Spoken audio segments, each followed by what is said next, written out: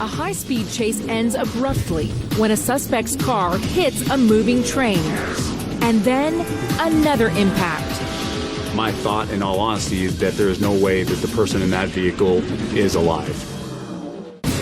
October 13, 2013. Lieutenant Brad Benson of the Woods Cross, Utah Police Department is responding to reports of a domestic disturbance. Dispatch advised that the suspect was a female and that she was attempting to leave the residence in a black Mercedes.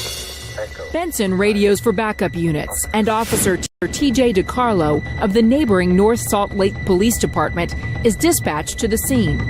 I remained in my vehicle waiting for the vehicle to pass by so I can actually get involved in the pursuit. The black Mercedes flies by Officer DiCarlo towards an oncoming train. And I was shocked, to be honest with you, seeing a train that was on the tracks. Halfway through it cycled, and her speed was so great, I knew there was no way she could stop. She's gonna hit a train. She just hit the train hit her.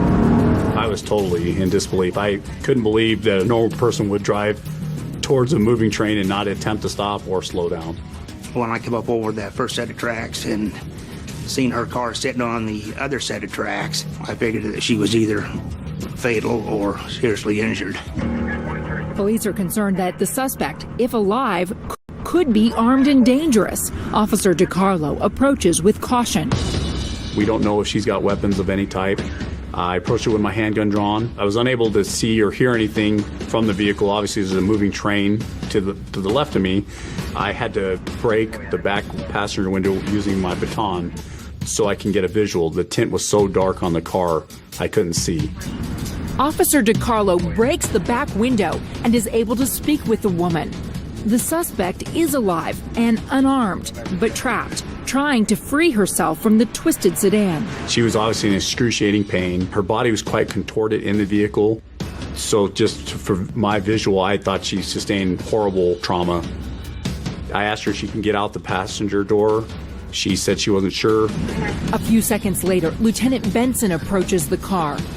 As I'm trying to get to the vehicle and assist Corporal DiCarlo, I noted that there was a train horn, and I initially associated that horn with the train that she'd already hit.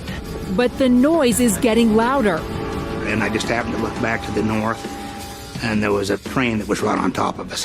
While I was engaging with the suspect, the train to the left of me is still passing by. I never thought or knew another train was barreling down the tracks behind us. Lieutenant Benson tries to get Officer DiCarlo's attention.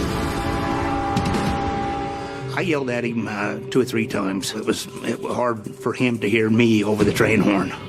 And I saw his hand gestures, which I wasn't sure what he's saying. He was speaking, and with the noise of the train, I couldn't understand what he was saying to me. I then observed out the corner of my eye another train coming up behind me. By the time he sees the speeding locomotive, it is right on top of him.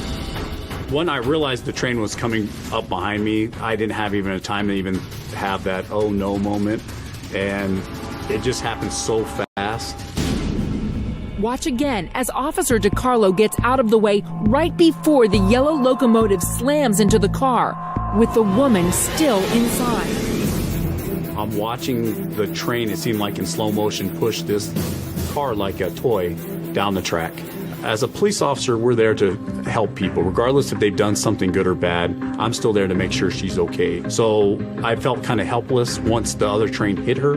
Hearing that combination of the horn and the brakes on the train squeaking and the metal being crushed, basically my heart sunk because I was convinced that we was going to find her dead. The train slows as the emergency brakes kick in, and when Officer DiCarlo heads down the track, he is shocked by what he finds. To see that she was still alive was a miracle, to be honest with you. I thought by the second time that there's no way that a person could sustain these 2 horrible collisions and walk away. She's very, very lucky to be alive. And so is Officer DiCarlo. Teamwork in law enforcement is key. Lieutenant Benson works for the Woods Cross Police Department. I work for the North Salt Lake Police Department. Well, regardless what agency we work for, we're partners for each other, and we look out for each other. And at the end of the day, we want to make sure we all get home to our families.